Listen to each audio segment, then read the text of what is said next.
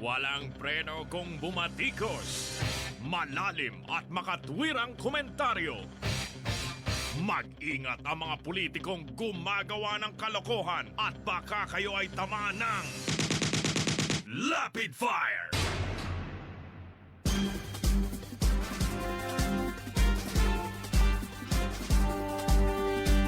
Si Ka-Percy Lapid, bumabanat. Lapid Fire! Magpapatuloy po tayo mga kaibigan, pinag-uusapan natin itong si Celine Pialago. Pagkatapos po ng ginawa niya, ang sabi pa, mayabang talaga ito Na babanggit ko nga minsan, di ba? Nung nandun pa kami sa A-Tri Media, dumating yan doon. Nakaupo. Kasama yung isa ron sa, sa management ng A-Tri Media. Bay, tinawag ako nung nasa management at pinakilala sa akin. Akala mo kung sino Umirap pa Akala niya napakaganda niya. Nakita ko yung uso niya, baliktad Mga kaibigan pwedeng ibalot sa mukha kung may kahihiyan ito. Ngayon, mga kaibigan, ito naglalabasan na nga baho nito. Unang-una na, siyempre, di ba, yun yung sinasabi natin Ang ginagawa nila ngayon, simula pa nung naupo si Presidente Digong nyo, walang ginawa itong mga tao niya kundi mambuli. Ginagawa nila yan para makapagpakita sila ng loyalty. Yun yung sinasabi natin. Yun ang pantakip nila sa kanilang itinatago. Yung pala kumampanya pala yan all the way kay Mar Rojas tsaka kay Vice President Leni Robredo, mga kaibigan. At ang sabi pa ngayon nito, sa dami ng bati ko sa kanya, sa social media, siya raw humihingi ng paumanhin sa mga nag-aakala na siya ay insensitive. Yung manhid, di ba? Insensitive. Doon sa kalagayan ng ina na nawalan ng anak. Pero ang sabi niya, hindi raw siya hihingi ng paumanhin sa sinabi niyang sa sinabi niya na yung nakakulong na aktivista na si Reyna May Nasino nababagay daw talaga na higpitan ng seguridad nito doon sa pagdalo sa burol ng kanyang anak. Mga kaibigan. Ito nga, sabi, wala pong problema, sabi, sa pag-apologize. Akala mo kung sinong magaling na tao Ako sinong kundesa Number 1 po, sabi niya, wala pong problema sa pag-apologize. Number 1 po, yung pag-apologize, lalo na po doon sa mga nanay din, na nawalan, na ang tingin po nila I was too insensitive doon sa naging paghihinagpis nila noong mga nakaraan. Yung mga histories po nila, yun ang bagay na yun, I would like to apologize, lalo na po doon sa mga nakaka-relate po sa sitwasyon ni Miss Reyna. Yan. Doon naman po sa pamilya, yan. Kung mag-apologize po ako sa salita na drama serye, yun, tinawag niya drama serye, sa pag-iinagpis niya bilang isang ina, I am sorry. But for who you are, kung sino ka, kung bakit ka maraming security, that I won't apologize.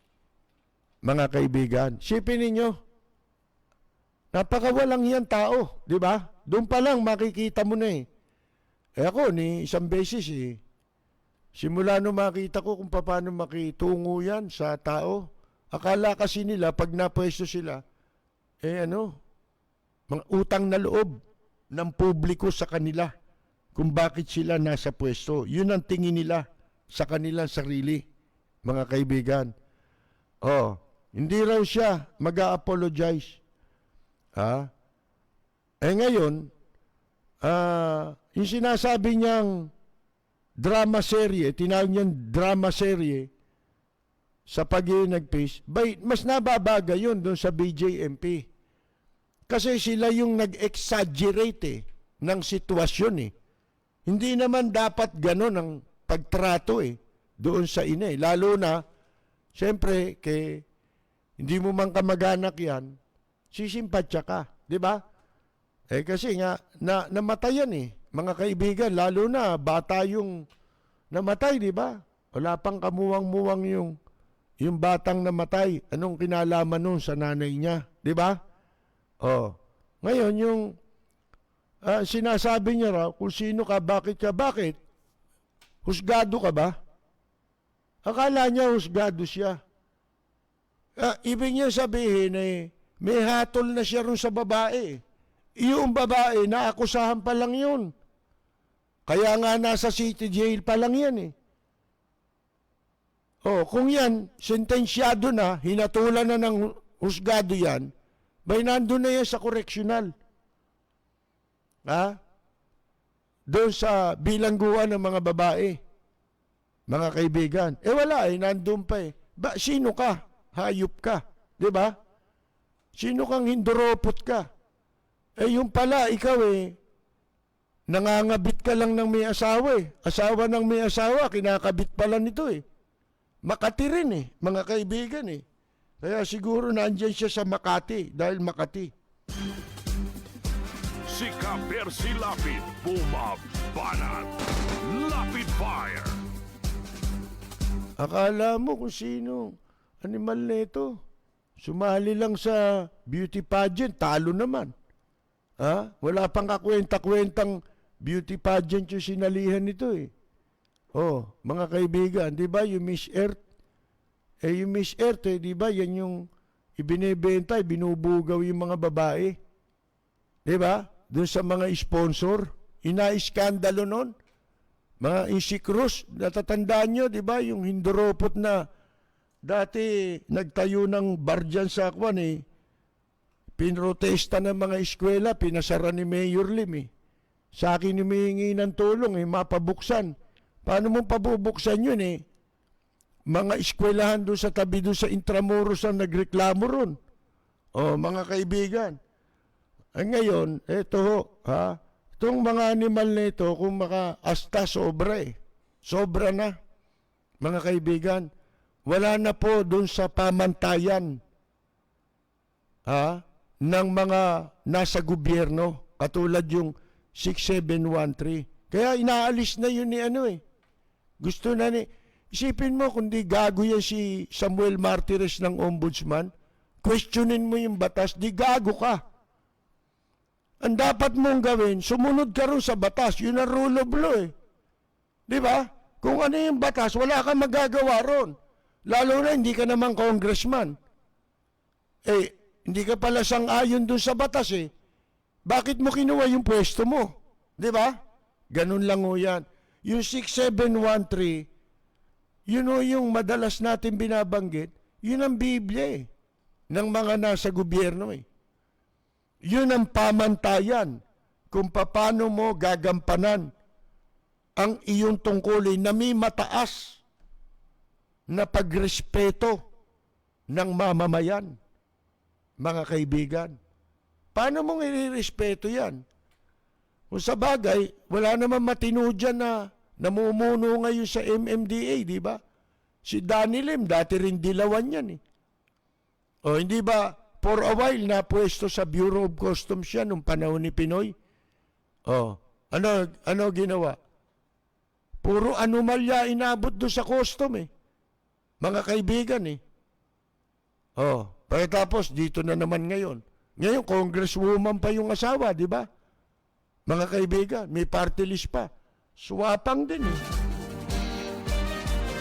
Si Ka-Percy Lapid, bumabanat. Lapid Fire. Kaya siguro hambog din yung si ano eh, yung si Garcia, tsaka yung isa, yung Kernel, di ba? Sinibriha na puro kapalpakan. Alam nyo,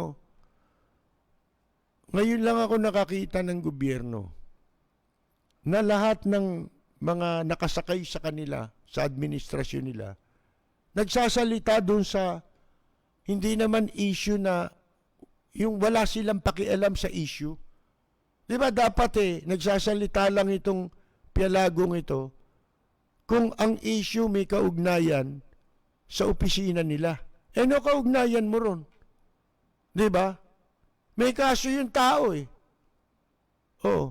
Di bayaan mo yung kaso niya. Hindi mo nasakop yun. Traffic ba yun? May kinalaman ba sa transport at sa traffic yung problema ng tao? Hindi naman Nasa husgado yun Alin? Dapat yung husgado i-contempt yan Bakit ka nakikialam dito sa ano? Bakit ka nagbibigay ng konklusyon? Kung may kasalanan guilty na yung tao.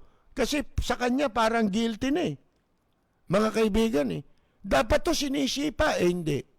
Bakit? Nagtatanggol Kahit wala sa lugar. Mga kaibigan, ganun dito Ha?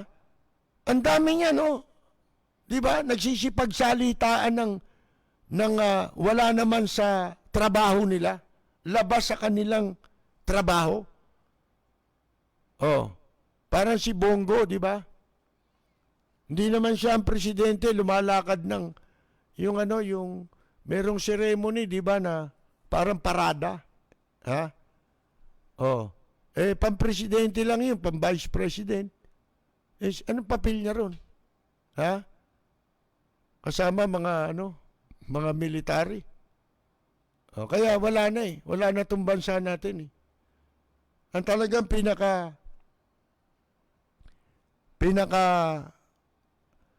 malulutas na lang ang problema natin, yung eleksyon Mga kaibigan, hindi eleksyon na Smartmatic. Kailangan, mano-mano na ito, mga kaibigan. Dahil pag Smartmatic, gawa na yung boto. Sigurado yan. Tapos na eleksyon. Kaya kailangan ibalik yan dun sa dating, hindi tayo dapat panghimasukan. Hindi dapat nakikialam sa eleksyon ang mga dayuhan. Yang Smartmatic, dayuhan yan Mga kaibigan Sila ang kumukumpa sa eleksyon Kasama ng COMELEC Sila ang ginagamit ng COMELEC na operator kung sino ang pananalunin na naglagay, nagbayad para manalo. Yan ang naging problema natin. Bakit ganito kalaki ang problema ng Pilipinas sa ilalim ng kasalukuyang administrasyon? Paano? Walang tunay na mandate ang marami sa mga nanalo. Hanggang ngayon, di ako naniniwala sa panalo ng ibang senador, panalo ng ibang local official. Malabo. Di ba binigyan ko na kayo ng example? Kung si Lito Lapid, ang dahilan ng ikinapanalo niya, yung napasama siya sa ang probinsyano. Dapat nanalo yung anak niya. Bakit natalo yung anak niya? Yun lang Mga kaibigan Di ba nasa ang probinsyano rin yun? Bakit si Edo Manzano, natalong congressman, tumakbo sa San Juan nung nakaraang eleksyon? Nasa ang probinsyano yun. Bakit natalo? Sige nga. Paano niyong ipaliliwanag yun? Kaya isang malaking katarantaduhan, yan survey, tandaan niyo yan, magkakasabwat yan. Survey ang nagsisimula ng pattern. Diyan malalaman ng COMELEC kung sino naglalagay na kandidato. So pag alam na ng COMELEC kung sino yung mga naglalagay na kandidato, yun din ang posibleng maglalagay sa kanila. Maghahatag ng bayad, di ba? Sa kanila, mga kaibigan. Kaya alam mo kung mano-mano ang eleksyon, kung ang eleksyon natin mano-mano, alam ng taong bayan kung paano silang dinadaya dito sa Smartmatic, maiingay lang yan, wala naintindihan yan. Yung mga nagsasabi na daya sa Smart, totoong nagkaroon ng dayaan. Pero yung ipaliwanag mo, maintindihan ba ng tao yan? Hindi maintindihan yan.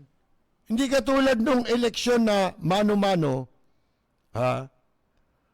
sa mano-manong eleksyon, alam ng tao kung ano ang mga pamamaraan sa pandaraya sapagkat sanay na tayo Hindi tayo Amerika, hindi tayo ibang bansa na mapagkakatiwalaan mo basta-basta yung isang sistema. Di ba? Katulad niyan, gusto tayong gawing komunista. Di ba? Yun ang ginagawa ngayon sa atin Inuunti-unti. Ito pa nga yung palang mga inchik dito, sabi, pag 35 years old na raw, dito magre-retire, mga inchik. Kasi raw, ito daw ang napipili nilang lugar. Ayaw na nga kayong papasukin sa ibang bansa Di ba? 35 years old, retired na. Sipin ninyo yan. Kasi daw, sa Korea, meron daw ganung batas na pagdating ng 35 years old, retired na. Yung mga nagserbisyo sa military. Sa military. Pero gagawing retirement haven itong Pilipinas, sipin ninyo, para makapasok sila dito. Di lahat ng pribileyo wala na sa atin. Nasa inchik na. Unang-unang pribileyong wala na sa atin yung makapagtrabaho Wala na Di ba puro inchik nagtatrabaho na? 35 anyos, isipin niyo, maniniwala kayo, retired na yun. Hindi na maghahanap buhay yun. Kahit na hindi ka maghahanap buhay, ba't dito kayo magre-retire? Bakit niyo papayagan na dito magretiro yan sa Pilipinas? Dito kayo sa bansa nyo, nakita mo nga yung mga kababayan natin sa ibang bansa na ang pinapangarap kapag nagretiro sila dito nila gusto bumalik sa ating bansa. Mga kaibigan, sapagkat yun lang naman ang dahilan lang naman kung bakit sila nagpunta sa ibang bansa para magkaroon ng magandang kapalaran. Dahil dito, hindi naman available yan. Yang magandang kapalaran para mabuhay ka ng bilang tao. Dito kukumpara mo nga yung mga mahihirap dito, wala na ipinagkaiba sa hayop Mga kaibigan wala naman talagang pagkukunan Wala naman talagang pagkakataong nakalaan sa kanila ang gobyerno Yung pagkakataon binibigay pa sa dayuhan. Yan ang nangyayari sabi kesyo nagalit daw si Gordon. Ito naman mga senador, hanggang ganyan lang Bakit hindi kayo naninindigan laban sa inchik? Alam na ninyo na lahat ng pamamaraang yan, ginagamit para masakop na tayo ng China. Yan naman talaga puntan yan Hindi ba kamakailan nagluwag na naman si Locsin? Binigyan pa ng express lane ang mga inchik na papasok dito. Para wala nang sisita. Kunyari, business. Alin business? Monkey business?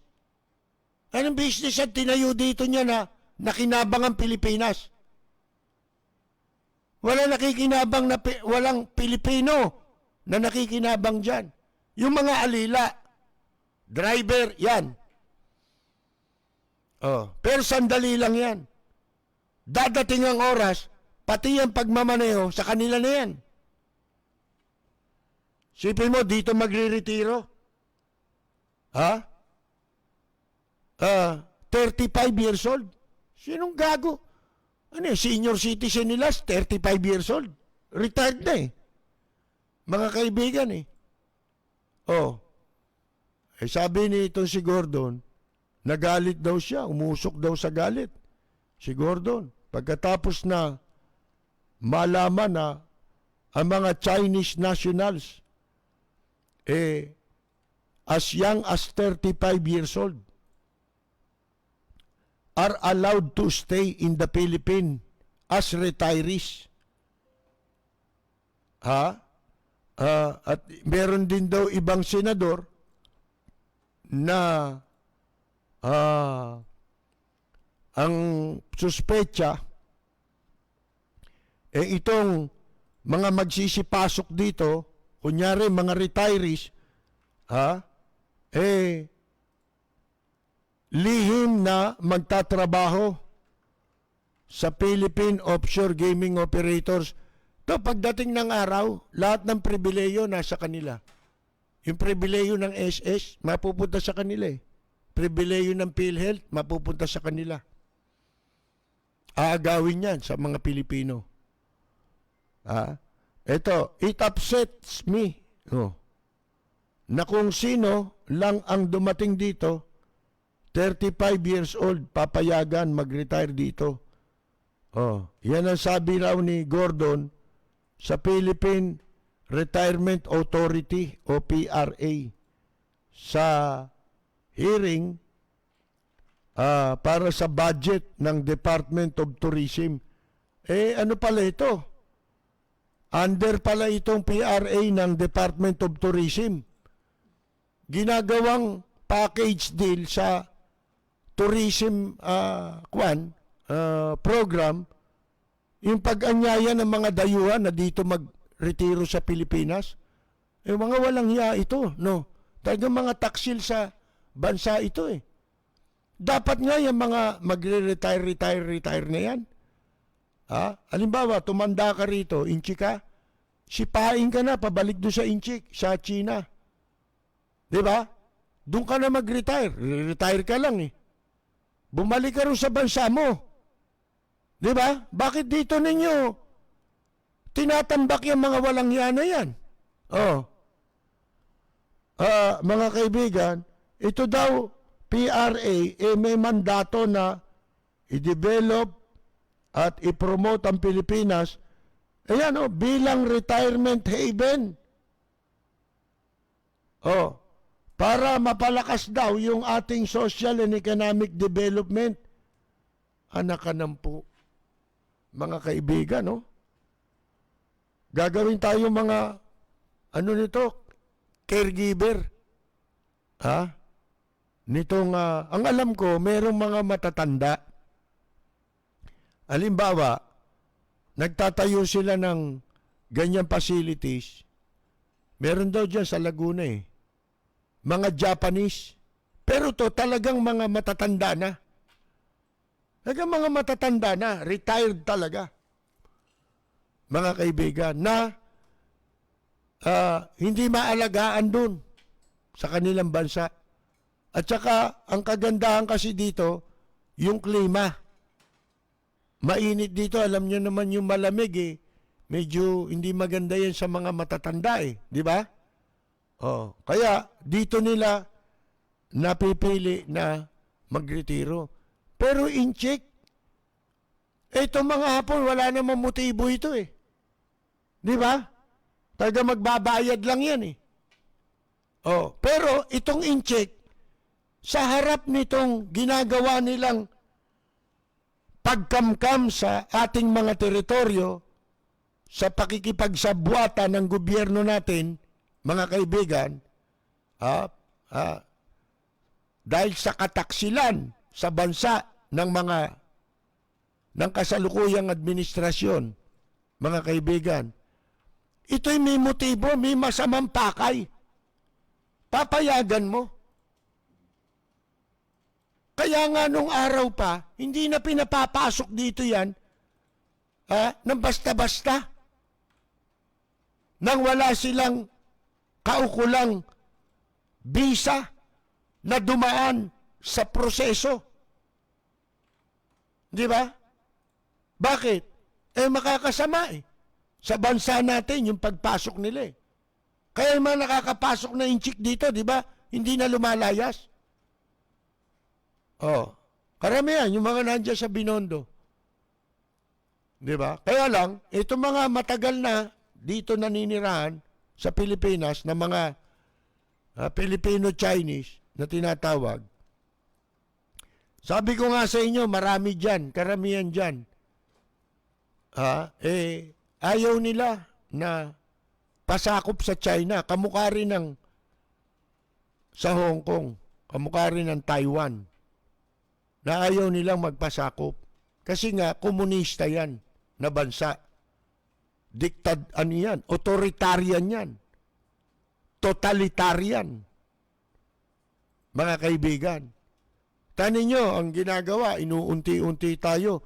Lahat ng kagipitan ng Pilipino, yun ang pinatutupad eh.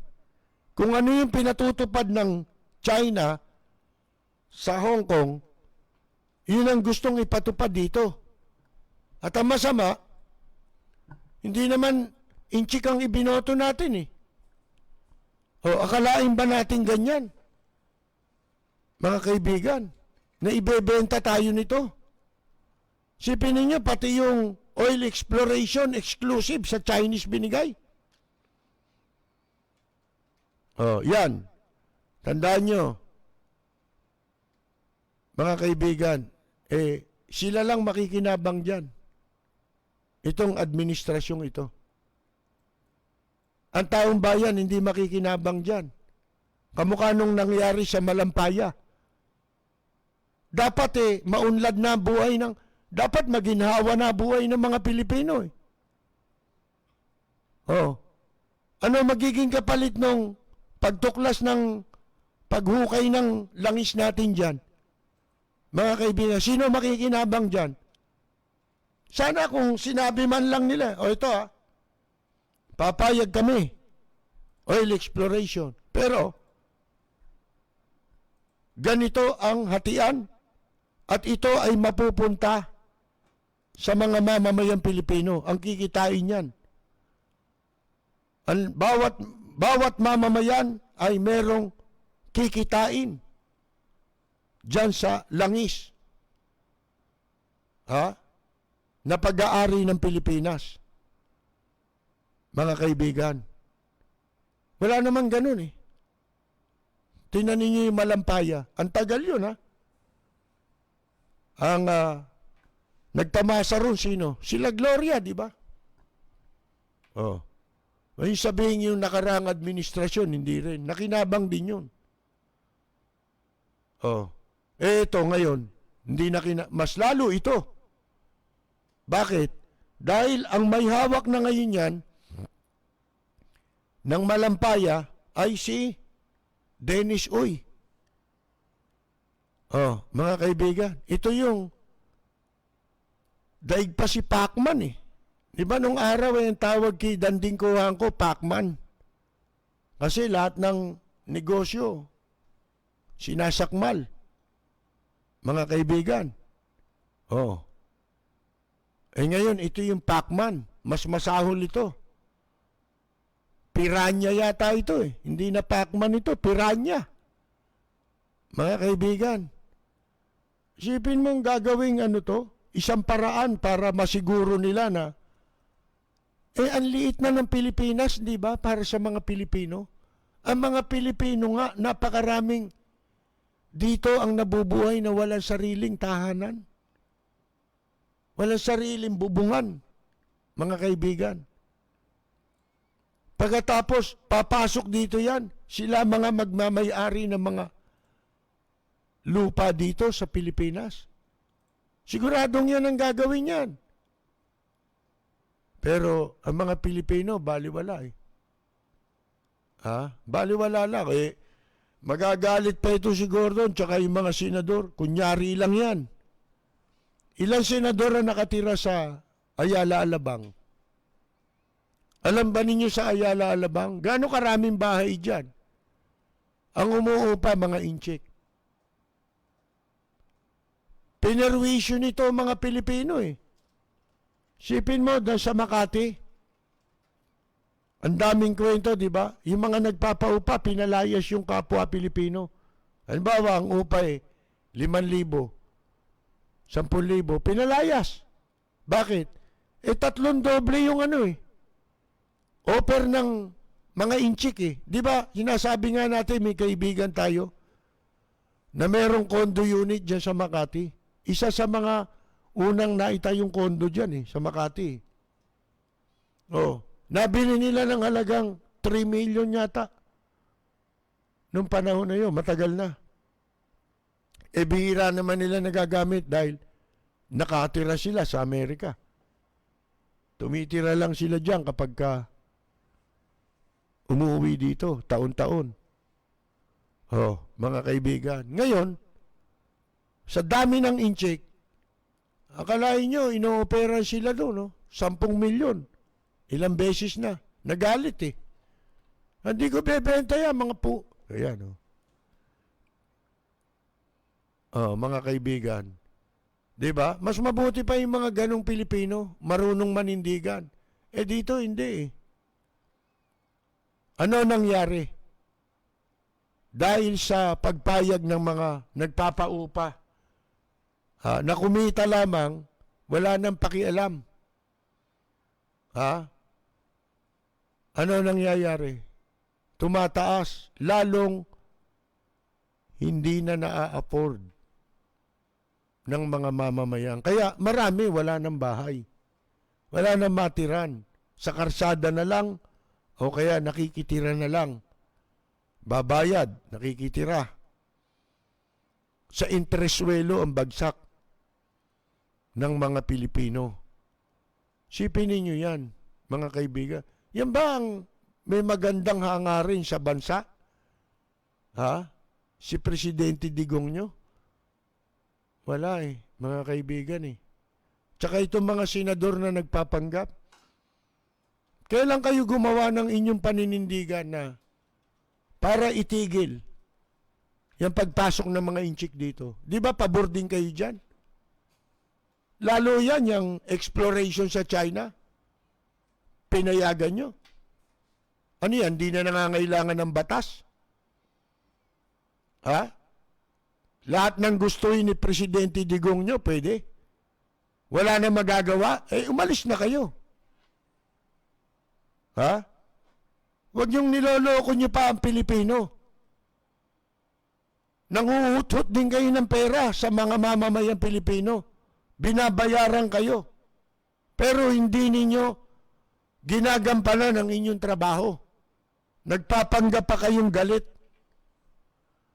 Hindi kayo galit. Kunyari, galit kayo pero sa pera ng inchik, hindi naman kayo galit. Di ba? Yan, sa umpisa. Hindi pwede yan. Yan, ganyan. Galit kunyari, si Gordon. Magre-retiro kayo, 35 years old. Gawin yung 40. Pag 40, pwede na ba? Senator Gordon? Dito nga sa atin.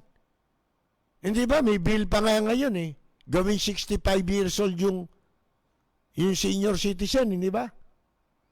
Iusog pa yung retirement, di ba?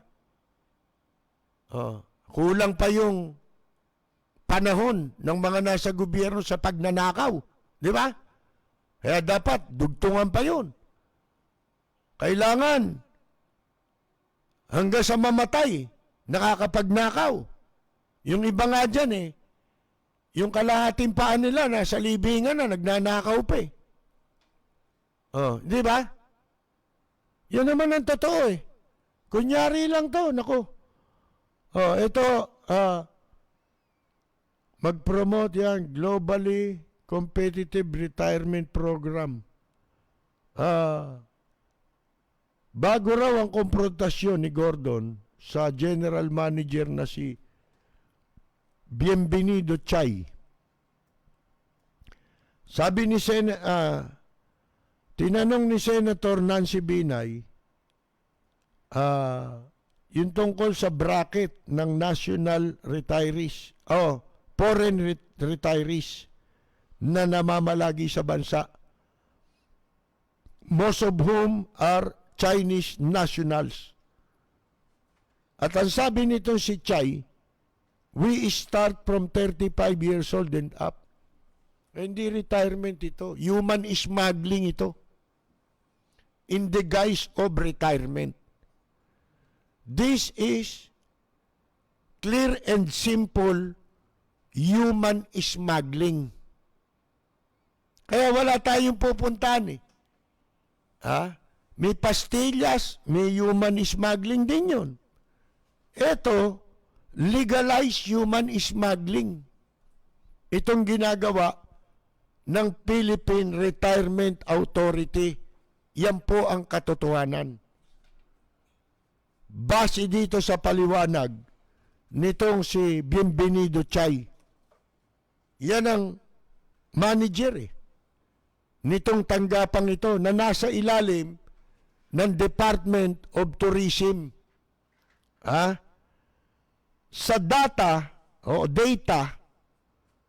ng PRA, ang pinakamataas daw na dayuhang nagre-retiro dito sa Pilipinas ay mainland Chinese.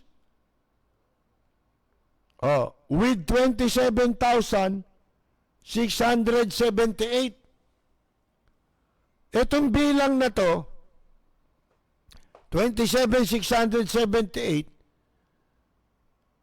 mga kaibigan, hindi ko kasali dito yung nakapasok sa pastillas. Wala naman nakakaalam ng proseso nito paano kung nandito na? Yung mga illegal pumasok dito ngayon, pwede rin pala silang, ganun ba yun? Pwede rin silang makapag-avail ng pribilehiyong ito na maging retirado dito sa Pilipinas? Patay na tayo, naleche na tayo. The reason for the 35 years of age, ang Korea raw ang pumapangalawa. Na meron 14,144. Ang dahilan daw ng 35 years old sa Korea, ang military nagre-retiro ng 35 years old. And these are retirees who would avail of this program. Mga kaibigan, sabi nito si Chay, mantakin ninyo. Kung ano yung batas sa kanila, ina-apply nila rito. Bakit mo papayagan dito yan kung business yan? Kung business yan, para sa retirement program, di ba, magtatayo ka ng facilities, parang caregiver yan di ba? Caregiver business, di ba? Matatanda ang nandyan. Di ba? Yung wala ng kapasidad na magtrabaho para agawin sa atin ang trabaho natin. Kung hindi, gumastos sila rito, magbayad. Di ba? Para magpaalaga lang sila. Kung bata yan, di agawin yan ang karapatan natin mga Pilipino. Yan ang dapat na maging retirement age.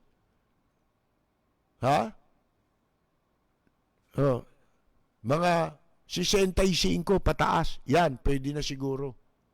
Magpaalaga sila rito. Kasi hindi na sila makakapagtrabaho. Di ba? Ang hinala nga dito,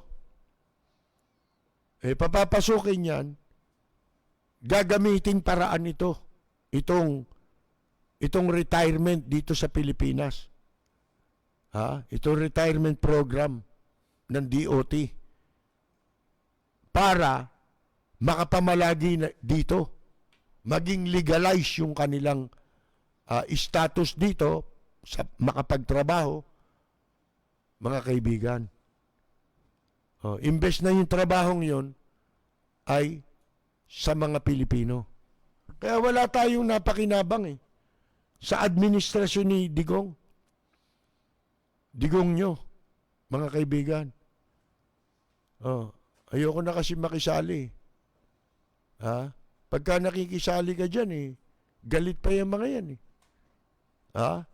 Galit pa sila kasi baka agawin mo raw. Sa inyo na yan, kaya nga tawag ko Presidente Digong nyo. Aanin ko yan. Diba? Liability yan. Ay nako mga kaibigan. This has been the practice when I came in. This has been passed upon the Board of Trustees and just continuing program. Ngayon, natuklasan nyo na. Ipagbawal nyo yan. Ito'y isang paraan na ginamit ito para sa human trafficking, lalo ngayon. Hindi ko kinu-question yung talaga matanda na. Nagpapaalaga lang. Ito, gagamitin ito para sa mga incheck, mga kaibigan. At dapat, itong mga senador, patigil nyo yan. Patigil nyo yan. O kaya, kung papayag man kayo, dapat yung mga uugod-ugod na ang pwede lang paalagaan dito. Hindi po pwedeng mga bata, mga kaibigan, 35 years old, napakabata naman nun para magretiro. Hayop kayo. Puro kayo katarantaduhan. Walang preno kung bumatikos. Malalim at makatwirang komentaryo. Mag-ingat ang mga politikong gumagawa ng kalokohan at baka kayo ay tamaan ng Lapid Fire! Si Ka-Percy Lapid, bumabanat. Lapid Fire!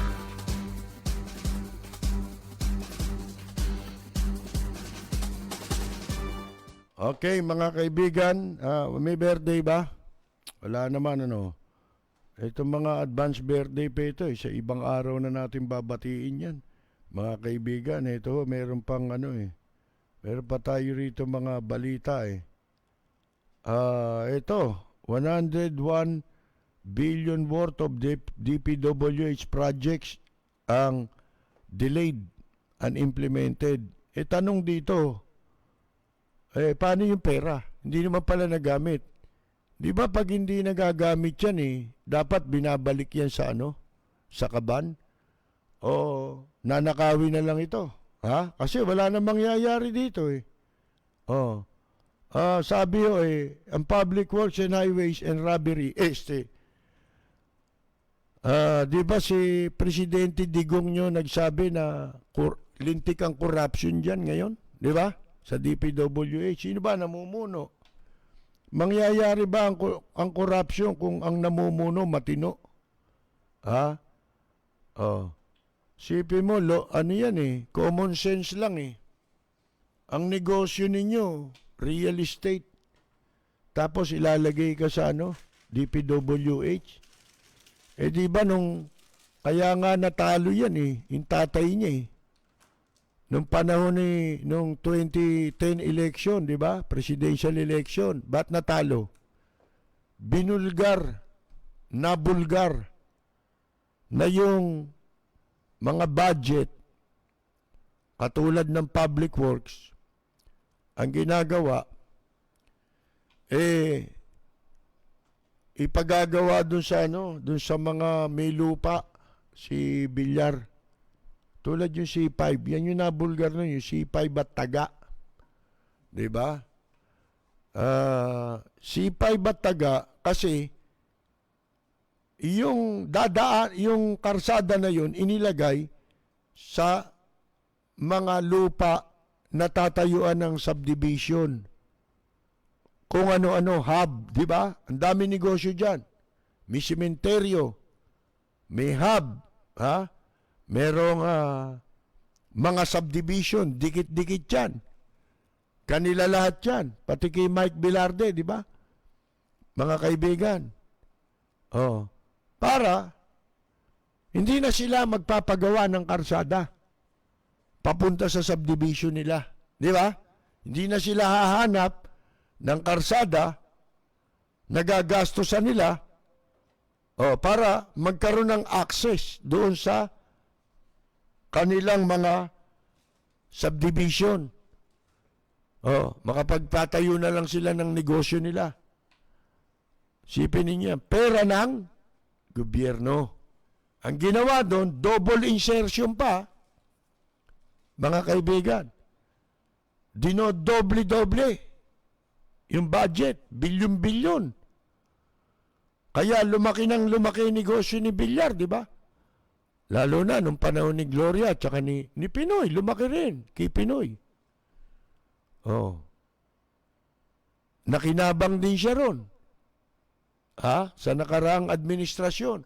Kaya walang tigil ang pagyaman. Ito mga oligarch na ito, mga kaibigan. Lalo pa, ikaw na yung Department of Public Works and Highways. Meron daw delayed and unimplemented projects na nagkakahalaga ng 101,690,000,000. Sipin niyo yan, Ang ayon sa 21 report o 2019 report ng Commission on Audit, ayon nun sa COA, ito'y taliwas sa Revised Implementing Rules and Regulation of the Republic Act 9184 or the Government Procurement Reform Act, as well as the agreed terms and conditions set for the project contracts. The inadequate detailed engineering due to the absence of proper coordination mechanism with LGUs and other concerned agencies, and failure to establish the technical viability of the projects during the feasibility and etc. na ito, mga kaibigan. Ito ay maliwanag na sinasabing labag sa batas sa tinatawag na Government Procurement Act. Di ba dapat yung parang natira yung budget na yan ngayon, di ba? Hindi mo ginamit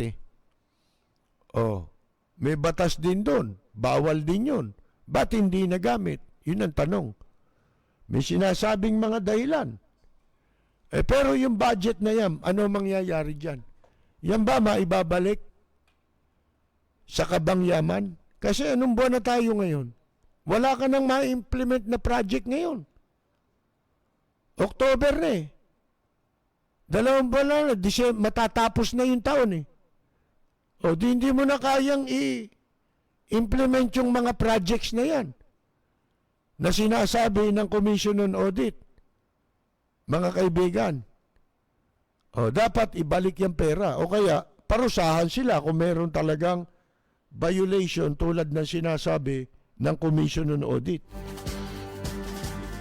Si Ka-Percy Lapid, bumabanat. Lapid Fire. Okay mga kaibigan, magbabasa-basa po tayo dito.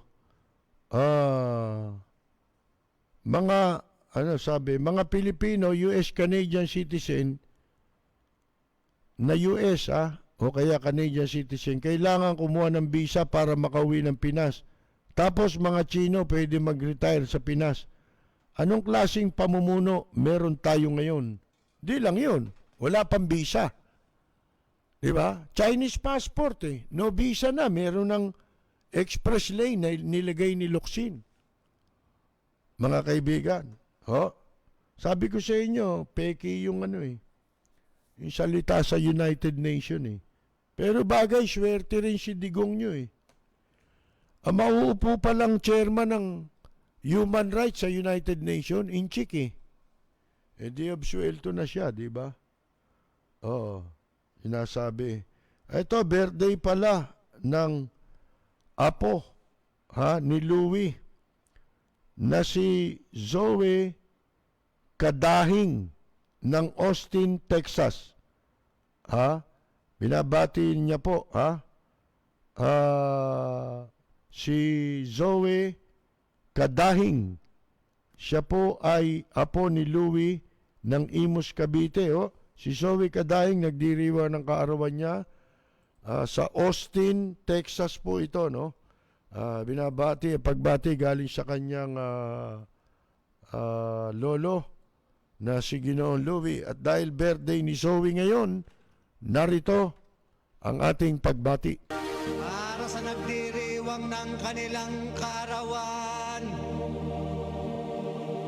happy birthday, ang bati ko, ang bati namin sa iyo, nawa ay lumigaya ka.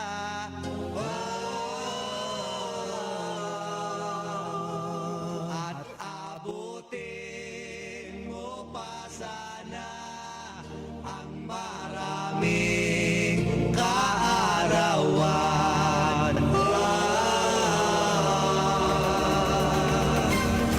Birthday din pala ni Kadreni Perez. Happy birthday Kadreni Perez. Wala na, hindi ko na mapapatugtog yung Bagay, no Sabado pa birthday niya.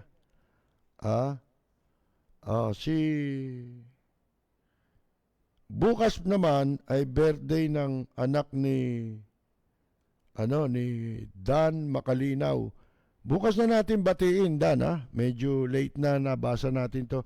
Ang sabi ni Dan Makalinaw, ang presyo pala ng SUV na Escalade is $100,000. Sipin mo yan. Wala namang gawa dito niyan So, pag pinasok mo yan dito, malaki tax nun. 200% tax yun. Ibig sabihin, 2 beses ng 200 ng 100,000. Ang tax niyan $200,000. Magkano $100,000? Sipin mo si Yorme nakagano nun Vice Mayor pa lang siya nun Mga kaibigan. Mantakin ninyo yan. Galing ka sa bagbabasura, tas meron ka nun. Di ba? Asan ang logic dun? Paano mo ipaliliwanag yun? Naipon mo? Paano mo inipon yun sa sweldo? Huwag na tayo maglokohan Binabati ko si Michael De Grano ng North Vancouver, Canada.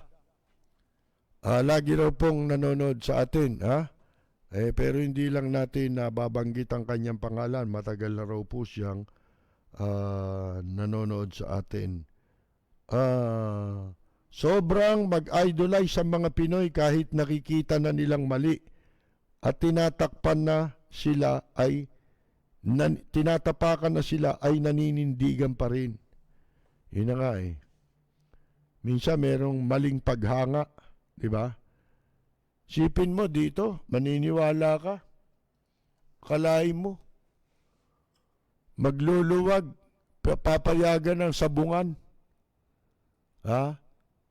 Sabungan ng manok, Hindi sabungan ng mag-asawa. Yung mag-asawa nga, bawal magsabong Mag-angkasan nga, bawal Kailangan may barrier Di ba? Sipin ninyong katarantaduhan yan. Dapat inuna yung yung religious practice Di ba? Sapagkat, alam nyo, ang tao, lalo na ngayon sa panahon natin, itong pinagdadaanan nating pandemya, na walang katiyakan, ito nangangailangan ng tao ng kanilang sasandalan. Hindi ba? Pagkatapos gusto mo sumandal dyan sa kwan? Anong tawag nito? Sa sabong. Mga kaibigan, inuna pang payagan yung sabong kaysa ang mga tao mabigyan ng pag-asa. Di ba? Ang pag-asa ng tao ay nandoon lang sa, yung marami maliban sa mga walang hiya na talaga na nasa gobyerno. Di ba?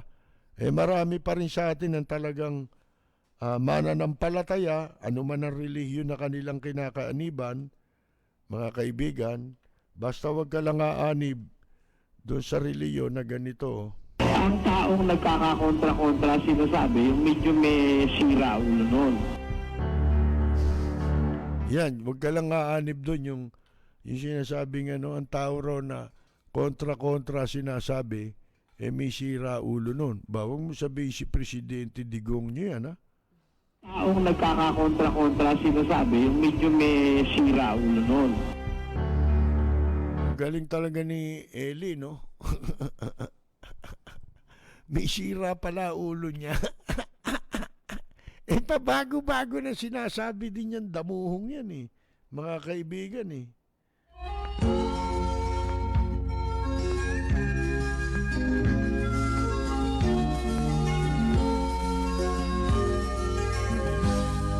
Sa bayan ko ay isa ang lahi, dito'y wala ang pagkukunwari. Hindi padagaig, sadyang kilala sa daigdig, may pagkakaisa sa bawat nais. Ang bayan ko Ako po ay humihingi ng paumanhin. Hindi po tayo nakabati ngayon sa marami nating taga-subaybay. iwan, Bukas na po ulit. hindi nga ba Tayo po'y babalik bukas sa ganap na alas 10 ng gabi. Mapapakinggan tayo sa DWBL hanggang alas 11 po yan. At sa ating po live streaming alas 10 ng gabi hanggang alas 12 ng hating gabi. walang nang aapit ang pag-ibig ay Ito po si Percy Lapid. Maraming salamat at magandang yumaga! Celine Pialago!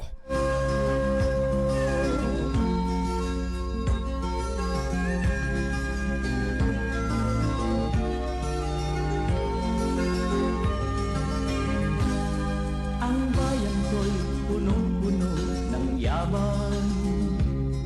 Bakit ito'y kailangan pang iwanan? Hindi nga ba't anong sarap mabuhay ng